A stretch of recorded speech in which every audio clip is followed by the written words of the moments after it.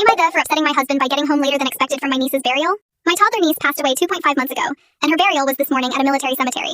Because of their scheduling process, we didn't know the exact date until 2 weeks ago. I made sure my husband took PTO so he could stay home with our kids, all young, one a baby.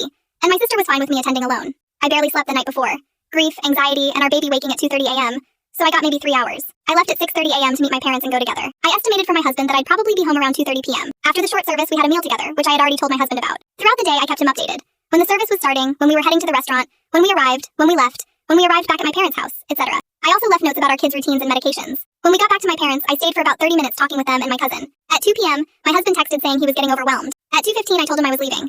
I got home at exactly 3 p.m. but waited in the car until 3:15 because he was trying to get our toddler down for a nap, and I didn't want to interrupt. When I came inside, he was frustrated that our toddler wouldn't nap and hinted that he needed me to take over.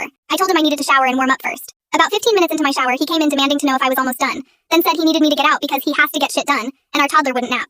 When I asked him not to raise his voice because the baby was sleeping, he got angrier and yelled, "You were supposed to be home at 2:30. I told you I have work," even though he was supposed to be on PTO. I later found out he had been on work calls all day. He didn't ask me anything about how the service went or how my family was doing. He was just angry. So instead of rushing my shower, I finished at a normal pace. By the time I got out, he had walked off and left our toddler with our oldest. I put the toddler down for a nap myself. I also learned he hadn't put the baby down for any naps all day until right before I got home. When I asked why, he yelled and swore that he had a really freaking busy day and couldn't accommodate that, despite being on PTO. Given the grief and stress of the day, I was really hurt by how he spoke to me. Did I overreact by refusing to cut my shower short?